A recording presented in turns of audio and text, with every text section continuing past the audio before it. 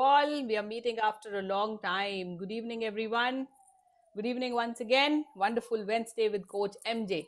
So, I am sorry, first of all, for missing out this class. I was missing out from the last 2 weeks as I was busy in some other which I was unable to forget and I unable to attend this class. So, I am really very sorry. I extend my heartful sorry for it that I couldn't meet you all on the last 2 Wednesdays. So today we are meeting again. So I want all my friends to join me quickly so that we can start with today's class. Today's topic, the topic that I have brought today is something very interesting.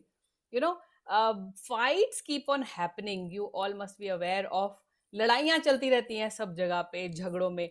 अगर मैं आपको एक बात बताऊं, जब हम बचपन में छोटे थे तो अगर हम 10 फ्रेंड्स इकट्ठे खेल रहे हैं और हमने कोई मिस्टेक कर दी, राइट, 10 फ्रेंड्स इकट्ठे खेल रहे हैं, उन्होंने कोई मिस्टेक कर दी और मम्मी पापा को पता चल गया, 10 फ्रेंड्स घर जाएंगे और अगले दिन वो ही 10 फ्रेंड्स दोबारा मिलते हैं. जब वो 10 फ्रेंड्स दोबारा मिलेंगे अगले दिन, तो उनकी बात पता क्या होगी? उनकी बात होगी कल क्या हुआ तेरे साथ. और उनकी जो पनिशमेंट होगी ना, सबकी एक जैसी होगी. किसी को थापी पड़ी होगी, किसी को झाड़ू पड़ा होगा, किसी को थप्पड़ पड़ा होगा, किसी को मुक्का पड़ा होगा, किसी को डांट पड़ी होगी.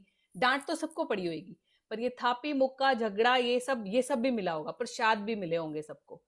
इंटेंसिटी जिसको कहते हैं ना, इंटेंसिटी थोड़ी कम होगी. किसी को एक दो ज्यादा मिले होंगे, किसी को एक दो कम.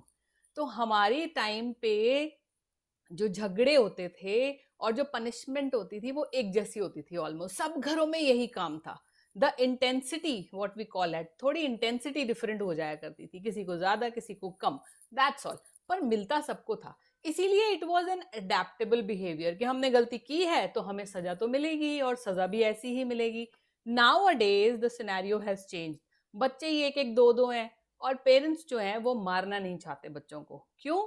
उसके पीछे भी वजह ये है कि उनके पास टाइम ही बहुत कम होता है. They have very less time to spend with their children. और उसमें भी अगर बच्चे गलती करते हैं और उनकी पिटाई कर दें पेरेंट्स, तो वो बिल्कुल नहीं चाहते. पुरानी वाली जो टेक्नोलॉजी थी, पर पुरानी टेक्निक उन्होंने मारने की अपनाई नहीं, और नई वाली टेक्निक उनको पता ही नहीं है कि करना क्या है. So lots of confusion is there, right. So अब अगर आप बात करें एक घर की, ये तो मैंने बात की जब हम लोग सब जने इकट्ठे खेलते थे, फ्रेंड्स. अब जब हम बात करें एक घर की, whenever you are there in your house, so you all are parents, so you must be aware of कि हम सबके बच्चे हैं, right. बच्चे आपस में लड़ते रहते हैं, झगड़ा करते रहते हैं, बहुत बहुत झगड़ा भी करते हैं. ऑलमोस्ट मैं कहूँ, मेरी भी 2 डॉटर्स हैं, तो उनमें हमेशा हर वक्त झगड़ा ही होता रहता है. किसी किसी छोटी मोटी चीज को लेके इट्स ऑलवेज आपस में झगड़ा. तो जब आपस में झगड़ा होता है तो मम्मी पापा को क्या करना चाहिए, बहुत सारे क्वेश्चंस आते हैं मेरे पास. तो आज इसी के बारे में बात करेंगे कि मम्मी पापा को करना क्या चाहिए एक्चुअली, बजाय इसके कि क्या करना चाहिए. पहले मैं आपको ये बताऊंगी कि क्या नहीं करना चाहिए.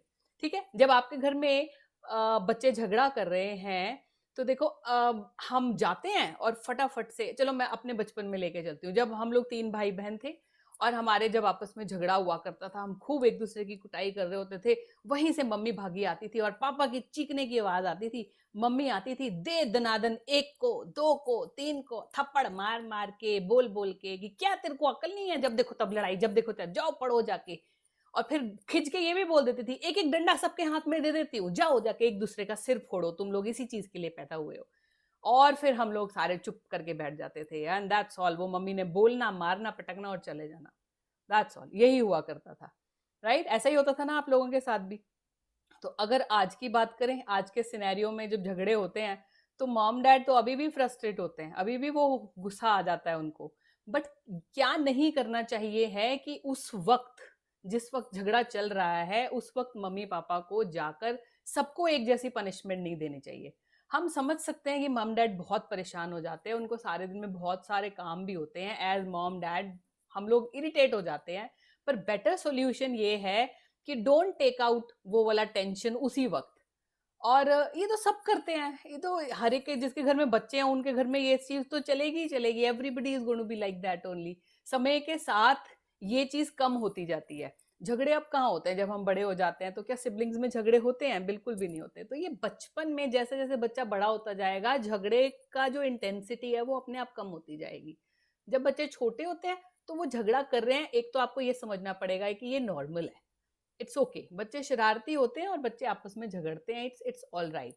तो आपको क्या नहीं करना है वो ये है कि जाके अगर आपके दो बच्चे लड़ाई कर रहे हैं तो दोनों को आपने सेम इंटेंसिटी से, चाहे एक की गलती हो चाहे दूसरे की गलती हो चाहे किसी की गलती भी ना हो, सेम इंटेंसिटी से उसी वक्त आपने चीखना चिल्लाना शुरू कर दिया, ये बिल्कुल भी नहीं करना चाहिए।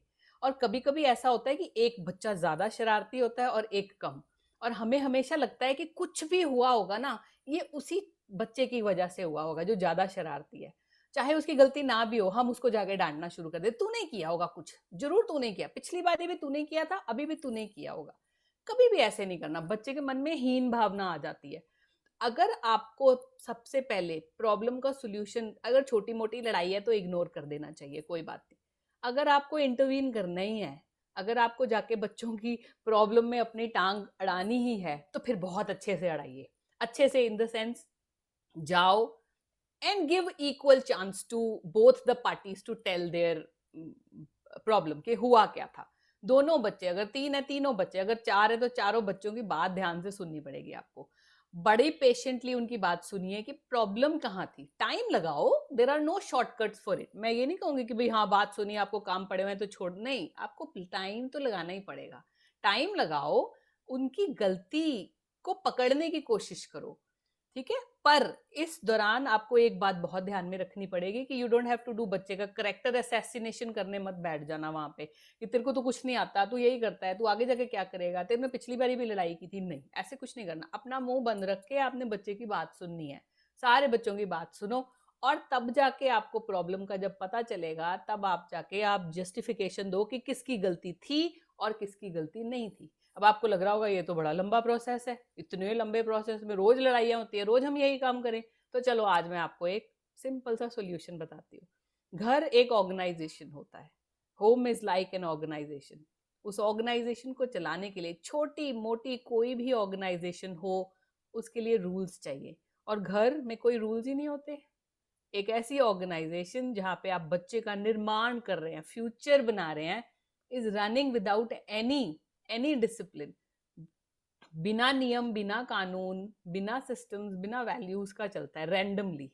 तो घर के कुछ एक नियम एंड कानून अगर बने हुए होंगे तो सब कोई प्रॉब्लम ही नहीं आएगी, झगड़े की तो प्रॉब्लम ही नहीं आएगी। जब सिबलिंग्स को, बच्चों को ये पता है कि भाई घर में लेट सोना इज अ क्राइम, अगर हम लेट सोएंगे तो वो एक पनिशेबल ऑफेंस है, गलती है, तो बच्चों में अगर लड़ाई भी होगी तो पता होगा ये लेट सोया था, इसकी वजह से ये प्रॉब्लम हुई, तो बस प्रॉब्लम का सोल्यूशन खत्म। जिसकी गलती थी वो पकड़ा गया और उसको उसकी सजा मिलेगी, भाई एक दिन तुम टीवी नहीं देखोगे या तुम्हें तुम्हारा फेवरेट खाना नहीं मिलेगा या वट एवर, तुम वो डिसाइड किया जा सकता है। अगर घर में हिटिंग, मारना, कम वॉट में एक दूसरे को मारना एक लॉ बना दिया जाए, नियम बना दिया जाए कि जिसने भी ये नियम तोड़ा, चाहे वो बड़ा हो चाहे वो छोटा हो, किसी ने किसी पे हाथ नहीं उठाना है, तो प्रॉब्लम ही नहीं होगी। जो, फिर भी मैं ये नहीं कहूंगी कि प्रॉब्लम का सोल्यूशन, बच्चे फिर नहीं लड़ेंगे, लड़ेंगे, लेकिन अब आपके लिए इजी हो जाएगा आइडेंटिफाई करना कि गलती किसकी थी।